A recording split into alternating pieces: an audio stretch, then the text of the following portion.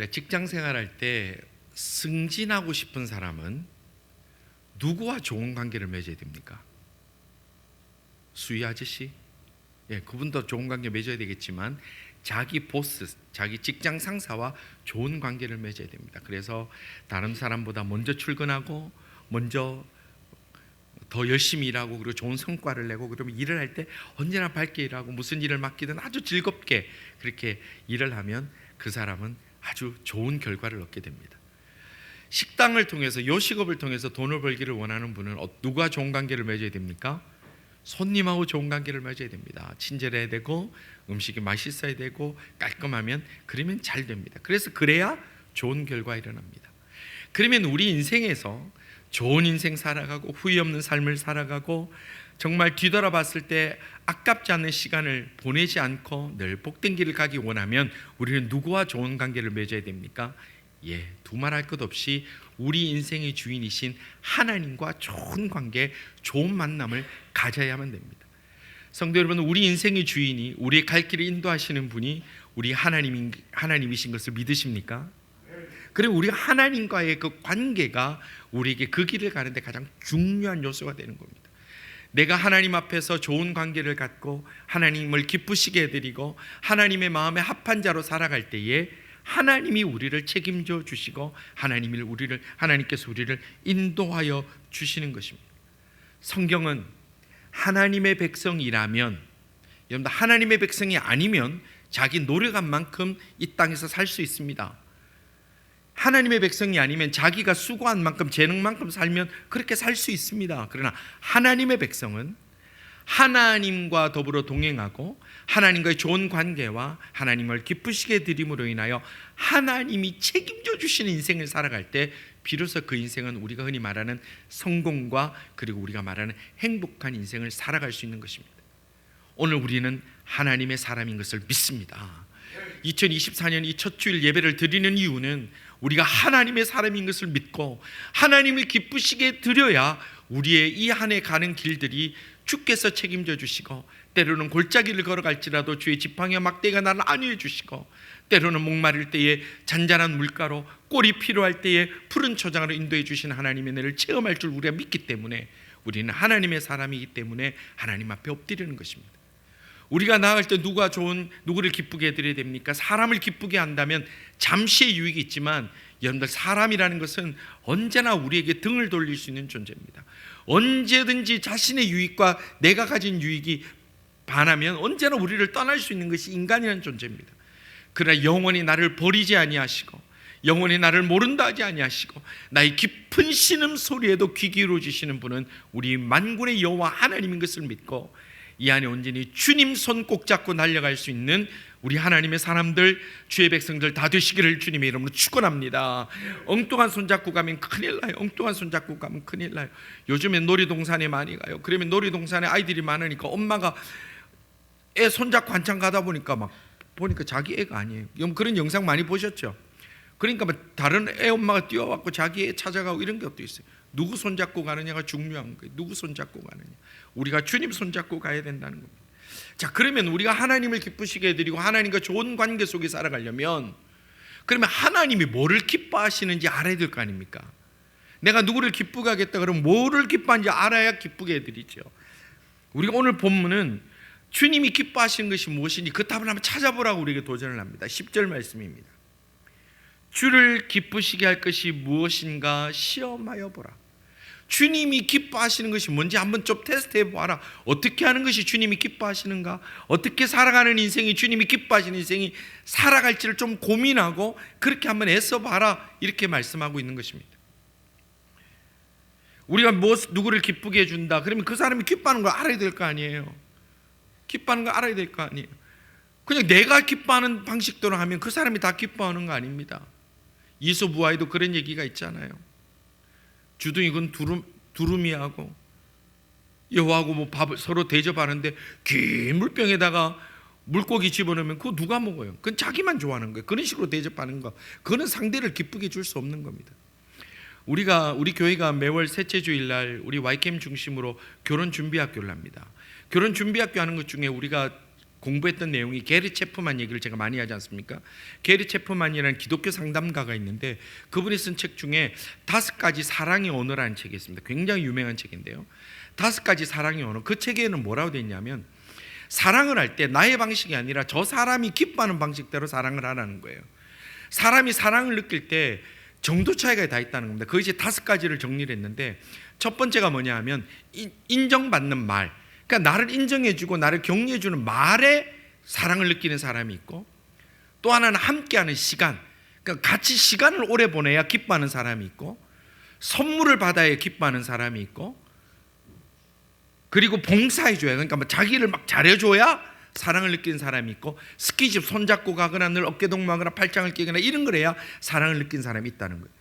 물론 이것이 다 5가지가 다 우리에게 사랑을 느끼는 부분이긴 합니다만 사랑마다 우선순위가 다 다르다고 우리가 그렇게 공부를 했어요. 만약에 인정받는 말로 가장 큰 사랑을 느끼는 사람이 있는데 그 사람의 마음을 얻으려면 어떻게 해야 돼요? 인정받는 말로 해줘야 되는 거예요. 근데 나는 선물 받는 게 좋은 사람인데 저 사람에게 자꾸 선물 줘봐야 그 사람 그걸 그렇게 감동 안 해요. 나는 스킨십으로 사랑을 느낀다. 그 사람하고 자꾸 손잡고 가봐야 손에 땀만 나지 그 사람 별로 감동 안 해요. 문제는 그 사람이 감동받는 포인트를 잡아야 그 사랑이 이루어지는 거예요. 사과도 마찬가지예요. 내가 용서되는 거로 그냥 사과하면 안 돼요. 저 사람이 어디에서 마음이 풀어지는를 찾아야 그 사과가 바로 이루어지는 거 똑같은 거예요. 하나님도 마찬가지입니다. 우리 하나님을 사랑합니다 하면서 우리가 잘못된 사랑의 표현들을 많이 하는데 내 방식대로 사랑하는 거예요. 내 방식대로 예수님 믿는 거예요. 내 방식대로 예배하는 거예요. 내 마음대로 주의를 섬겼다가 멀었다가 내 마음대로 하나님의 말씀을 받아들였다가 내쳤다가 내 마음대로 그렇게 하면 그것을 내가 하나님을 사랑한다고 얘기를 할 수 있습니까? 아니에요. 그는 자기를 사랑하는 거예요. 그는 요한복음, 마태복음, 누가복음을 믿는 게 아니라 내가 복음을 믿는 거예요. 내가 정한 복음서를 따로 만들어요. 그래서 내가 아는 하나님만 믿어요. 내가 정한 예배의 방식만 해요. 내가 정한 신앙생활만 해요. 그러면 하나님의 마음이 움직이지가 않는다. 우리가 지금 살아가는 동안에 보면 나만의 방식으로 하나님을 설득할 때가 얼마나 많았습니까? 나만의 방식으로 예배하려고 합니다. 내가 정한 대로 하나님을 정하려고 합니다. 내가 지정한 곳에 하나님이 옮겨가기를 원합니다. 내가 결정한 일에 하나님이 나의 결정을 따라오기를 원합니다. 그러면 하나님이 기뻐하시겠느냐는 거예요. 그것이 아니라는 거예요. 사람도 기뻐하지 않는데 하나님이 왜 내 마음대로 내 열정대로 내 방식대로 섬긴다고 하나님이 기뻐하십시오. 하나님 내게 복을 주셔야 됩니다. 내가 이렇게 했으니까 하나님 움직이셔야 됩니다. 그것은 잘못됐다라는 거예요. 때로는 우리의 열심, 우리의 집중, 우리의 확신이 하나님 앞에 영광되지 못하는 경우가 얼마나 많은지 모릅니다. 우리의 자녀들도 그렇잖아요. 부모님을 기쁘시게 해드리기 위해서 선물도 사드리고 하는데 우리만의 방식으로 하나님을 하면 하나님 무조건 기뻐하셔야 됩니까? 아니요. 아기 때는 그래요. 믿음의 첫 걸음 할 때는 그럴 수 있어요. 이제 처음 예수님 믿고 처음 이제 신앙생활 할 때는 잘못해도요 다 인정하세요. 기도도 멍뚱하게 해도 잘 이해해 주세요. 조영기 목사님 간증서에 보면 자기가 처음 이제 교회라는 곳에 가서 기도라는 것을 배운 다음에 기도 그랬대. 허이 예수씨, 누가 있다고 하니 내가 기도는 하는데 내가 지금 막 폐가 안 좋아서 지금 피를 토하니까 나 좀 낫게 해주시면 내 있는 거 인정할게요. 안녕히 계세요. 그러고 나온 거예요. 근데 그 기도가 하나님이 인정하시는 거예요. 왜냐하면 그 사람이 수준은 그 기도니까 그렇게 역사하셔서 고쳐주시고 치유해 주셔서 나중에 큰 일을 하게 하신 거예요. 그럼 오늘 우리가 신앙생활 이만큼 했는데 이만큼 내가 하나님에 대해서 아는데 여전히 내 방식대로 여전히 내 생각대로만 하나님 설득하려고 그러고 하나님 앞에 내가 정한 복 이거 하나님 주셔야 됩니다. 그렇게 해가지고 우리가 하나님의 기쁘시게 될 수 있겠느냐는 거예요. 요한복음 2장 17절에 보면 시편 69편 9편을 인용해서 이렇게 말씀합니다. 주의 전을 사모하는 열심이 나를 삼키리라. 이게 무서운 말씀이에요. 주의 전을 사모하는 열심이 나를 삼키리라. 열심은 있는데 그것 때문에 하나님 영광이 가려진다는 거예요. 열심은 있는데 그것 때문에 하나님이 기뻐하심 앞에서 멀어진다는 거예요. 열심은 있는데 그것 때문에 하나님의 뜻과 다르면 그것 때문에 하나님이 아무 움직임이 없다는 거예요. 그래서 중요한 것은 나의 열심이 아니라 하나님의 뜻이 중요하고 내 그 뜻을 발견하고 찾는 것이 중요하다는 겁니다. 100m를 사람이 달릴 수 없는 8초에 뛰었다고 칩시다. 대단하죠. 8초를 뛰어도 동네에서 지 맘대로 뛰는 거 누구 아무도 인정 안 해요. 올림픽이라는 경기에 정식 트랙에서 뛰면요, 그 사람 세계 신기록을 깨는 거예요. 그 사람 인정받는 거예요. 내 열심히 엉뚱한 대로 이리 뛰고 저리 뛰는 거, 그게 무슨 상관이 있습니까? 오히려 하나님 앞에 방해가 되고 영광 가릴 때가 있다라는 거예요. 성도 여러분, 하나님의 마음을 밝히 알고 하나님의 음성을 들을 줄 알고 하나님이 보이시는 길을 볼 줄 알고 그 길을 따라가고 그 음성을 따라 순종할 수 있는 이 아내가 될 수 있는 복된 하나님의 사람들 다 되시기를 주님의 이름으로 축원합니다. 내 열심을 하나님을 설득하지 못하고 하나님의 뜻에 내가 설득당해야 되고 하나님의 뜻에 내가 포기해야 되고 하나님의 뜻에 내가 길을 받고 가야 될 때에 하나님의 역사를 체험하는 귀한 한 해가 된다는 것입니다. 자, 그러면 하나님을 기쁘시게 해드리기 원한다면 우리가 어떻게 해야 됩니까? 성경은 하나님을 기쁘시게 해드리는 방법에 대해서 많은 얘기들이 있는데 특별히 오늘 읽은 이 에베소서에서는 특별히 세 가지를 말씀하고 있습니다. 첫째는 어떻게 하면 하나님이 기뻐하시는가? 내 상황과 형편이 어떠하든 간에 범사에 감사하는 자가 되면 하나님이 기뻐하신다는 거예요. 범사에 감사하는 자, 범사에 감사하는 자를 하나님이 기뻐하신다고 그랬어요. 20절 말씀 보겠습니다. 범사에 우리 주 예수 그리스도의 이름을 항상 아버지 하나님께 감사하며 그래서 감사하는 자 그래요. 감사하는 자. 여러분들 주변에 보면 감사할 것이 많은데도 기가 막히게 불평 찾아내는 사람 있죠.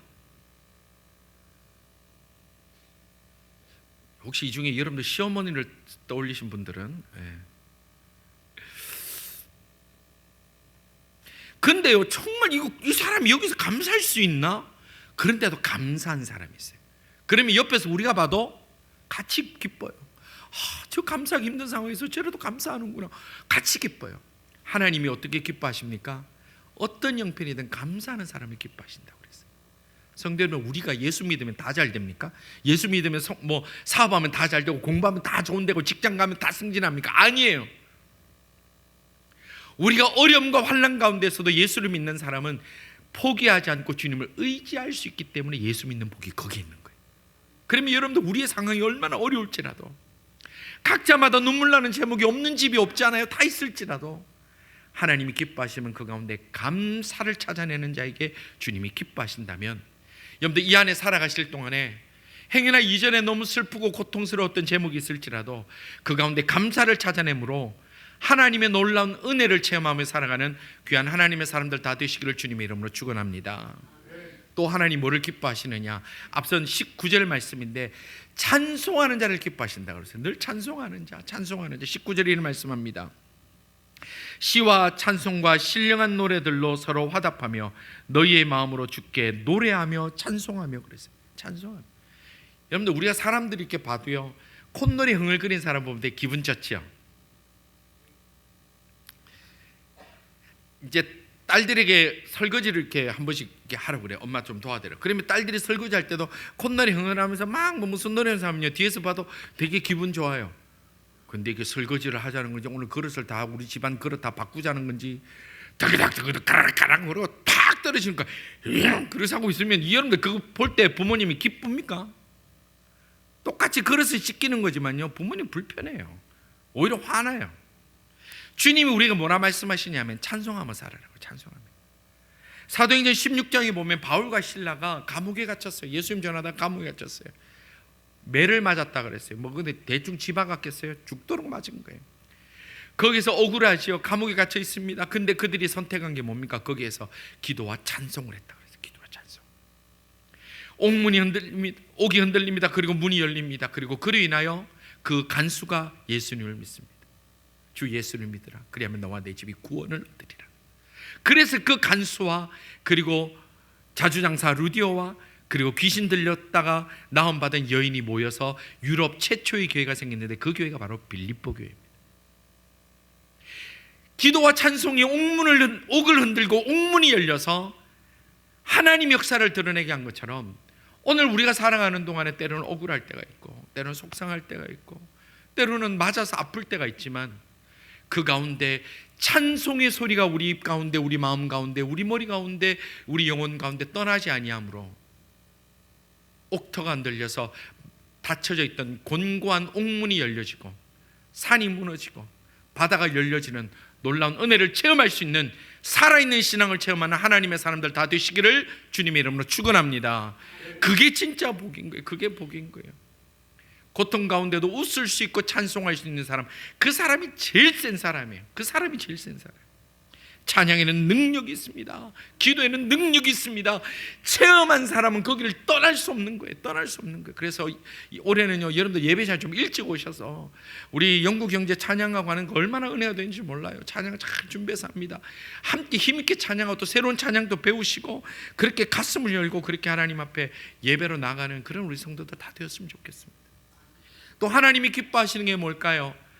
오늘 본문에는 피차 복종하는 삶을 사는 것을 하나님이 기뻐하신다고 그랬어요. 서로 피차 복종하는 삶. 21절입니다. 그리스도를 경외함으로 피차 복종하라. 예수 그리스도를 구주로 믿는다는 것은 우리 모두가 하나님의 종이 된다는 거예요. 자, 구주가 뭐예요? 주님. 그게 뭡니까? Lord. 주님. 우리는 뭐 그냥 하도 들으니까 주님 그런 게 별거 없지만 이 당시에는 노예가 자신의 생사 여탈권을 가진 사람을 향하여 주인이라고 그럽니다. 우리가 주님이라고 부르잖아요. 기도할 때 주님, 사랑의 주님. 그런데 나는 부르기는 주님이라고 부르는데 내가 사는 건 종으로는 전혀 안 살아요. 그건 말이 안 되죠. 주님이라고 불렀으면 우리가 종으로 살아야 되는데 사람의 종이 아니라 누구의 종으로요? 그리스도의 종으로 살아야 되는 거예요. 하나님의 종으로 살아야 되는 거예요. 종이라는 것은 선택권이 없습니다. 명령하면 그대로 하는 것이 종입니다. 시키면 시킨 대로 하는 것이 종입니다. 우리가 그리스도의 종입니다 해놓고 뭐가 그래 이유도 많고 또 종들끼리 막 싸우고 종들끼리 다투고 그게 무슨 의미가 있습니까? 제가 꼭 챙겨보는 프로그램 중에 이제 만나러 갑니다라는 프로그램이 있어요. 제가 이 설교 중에도 몇 번 말씀드린 적이 있는데 탈북하신 분들이 이제 나와서 북한의 사정이나 북한에 있었던 얘기들 뭐 그 과정에 눈물 나는 얘기들 많이 하시는 프로그램인데 저는 웬만하면 챙겨봅니다. 제가 거기서 충격적인 얘기를 들은 게 뭐냐면 북한에서 탈북해서 중국으로 가면 인신매매를 그리 많이 당한대요. 나이가 많든 적든 간에 뭐 교인을 했든 안 했든 간에 뭐 중국 시골에 있는 어떤 집에 팔려가서 그렇게 살다가 그렇게 팔려가는 경우가 많은데 거기서 이제 다시 도망해서 주로 태국이나 뭐 미얀마 이쪽으로 넘어오는데 그렇게 일단 넘어오면 수용소에 갇힌답니다. 그래서 수용소 큰 수용소가 있고 또 우리 정부와 긴밀한 연락 맺어서 그 정부에서도 좀 지원을 해서 이제 거기서 1차 심사해서 이제 비행기를 태워서 한국에 오는 경우가 많은데 그 수용소에서 보면 거기 여자분들끼리 그 얘기한대요. 나는 얼마에 팔렸다. 나는 얼마에 팔렸다. 근데 웃기는 게 뭐냐면 아니 웃기는 게 아니라 참 가슴 아픈 게 뭐냐면 서로 자기가 비싼 가게에 팔린 사람이 자랑한대요. 너 얼마에 팔렸니? 나 500원에 팔려서. 난 700원인데 그러고 좋아한대요.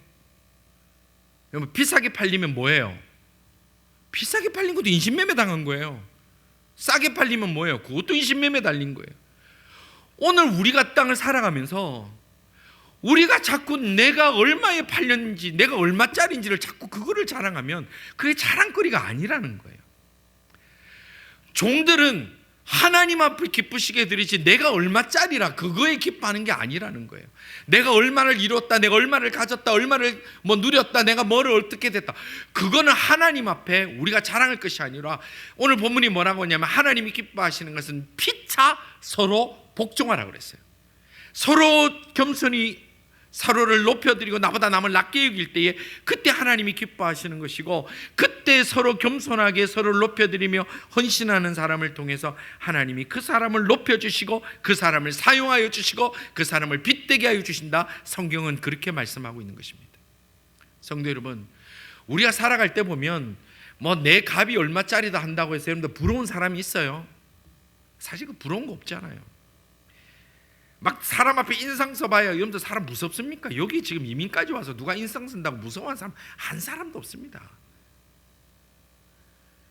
막 사람들 앞에 지적질 한다고 해서 막 귀담아 듣습니까? 그것도 잘 안 돼요. 사랑하는 사람, 어른 정말 나를 사랑해 바탕으로 하면 그때가 귀가 열리는 거예요.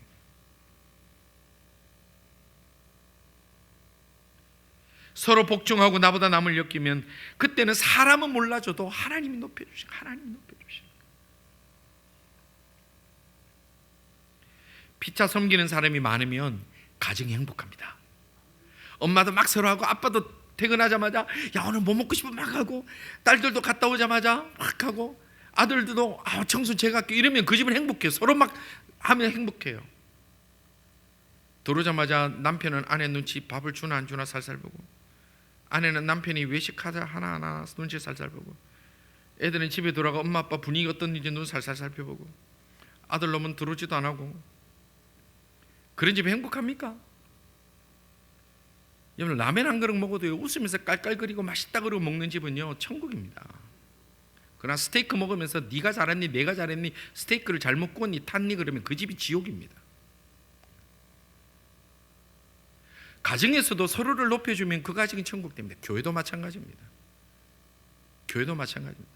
교회에서 그릇 깨는 사람은요 설거지 하는 사람이 깹니다. 설거지 안 하면 그릇 절대 깰 일 없습니다. 교회에서 실수하는 사람은 일을 하기 때문에 실수합니다. 일 안 하면 실수 안 합니다.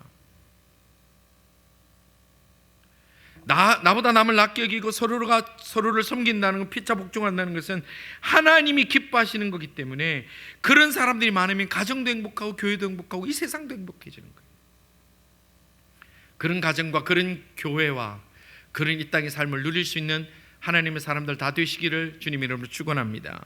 어디 갔더니 내가 당신 때문에 행복해, 내가 너 때문에 행복해, 엄마 아빠 때문에 행복해, 내가 너 때문에 행복해, 나 친구 너 때문에 행복해, 우리 YCamp 모이면 너 때문에 우리 YCamp 너무 좋아, 예배 드릴 때 당신 때문에 우리 예배가 너무 행복해요. 그렇게 말하는 그 감사의 제목이 된다면 하나님이 기뻐하신다는 거예요. 사람이 몰라줘도 하나님이 기뻐하신다는 거예요. 성도 여러분, 2024년도를 살아갑니다. 우리의 인생과 가정과 교회가 우리가 오랫동안 두고 있는 이 표처럼 하나님을 기쁘시게 해드리는 인생, 가정, 교회가 되기를 간절히 소원합니다. 늘 찬송이 입술에서 떠나지 않아야 됩니다. 감사가 입술에서 떠나지 않아야 됩니다. 남을 나보다 낫게 여기는 겸손이 우리에게 떠나지 않아야 됩니다. 그러면 하나님이 기뻐하시고 하나님이 책임져 주시는 인생을 살아가게 된다는 것입니다. 그래서 우리가 이 안에 하나님의 기쁘심이 되어서 나 주님의 기쁨 되기 원하네, 찬양 있잖아요. 나 주님의 기쁨 되기 원하네. 그 원하는 마음대로 기쁨이 되어서 우리의 모든 근심과 고민의 문제들이 하나님께서 문을 열어주심으로 해결함을 받는 한 해가 되기를 주님의 이름으로 축원합니다. 우리의 질병과 아픔과 고통이 있고 말하지 못하는 염려와 걱정과 눈물의 제목이 있지 않습니까? 하나님이 기쁨이 되기 원하면 주님이 그 문제를 책임져 주셔서 로마서 8장 말씀처럼 모든 것을 합력하여 선을 이루시는 하나님의 그 은혜처럼 우리의 모든 아픔과 눈물을 버무려서 하나님의 놀랍고 귀중한 아름다운 보석처럼 사용하여 주시는 귀하고 복된 은혜를 체험하는 이 안에 되시기를 주님의 이름으로 축원합니다. 그래서 우리가 하나님의 기쁨이 되어서 하나님이 이렇게 하셨다, 하나님이 나와 함께 하셨다, 하나님이 우리 가정에 이렇게 역사하셨다, 우리 교회에 역사하셨다, 내 인생과 내 자녀 가운데 역사하셨다고 간증할 것이 많은 복이 드러나며 하나님 앞에 뜨겁게 사랑을 체험하는 귀한 한 해 다 될 수 있는 모든 성도들 다 되시기를 주님의 이름으로 축원합니다. 기도드리겠습니다. 아버지 하나님, 주님께서 허락하신 2024년 저희들이 주님의 기쁨이 되기를 원합니다. 주여, 저희들이 찬양이 입술에서 떠나지 않기를 원합니다. 감사가 떠나지 않기를 원합니다. 서로 겸손히 복종함으로 하나님의 영광 되기를 원합니다. 이 세상과 가정이 저희들 때문에 기뻐하며 복받았다고 찬송할 수 있는, 하나님께 영광 올려드릴 수 있는 복의 통로가 되기를 원합니다. 또한 저희들이 주님의 기쁘심을 덧입기를 원합니다. 주의 이 안에 복의 복을 다하여 주옵소서. 주님 역사하여 주옵소서. 주장하여 주시옵소서. 영광 받으소서. 예수님 이름으로 기도드리옵나이다. 아멘.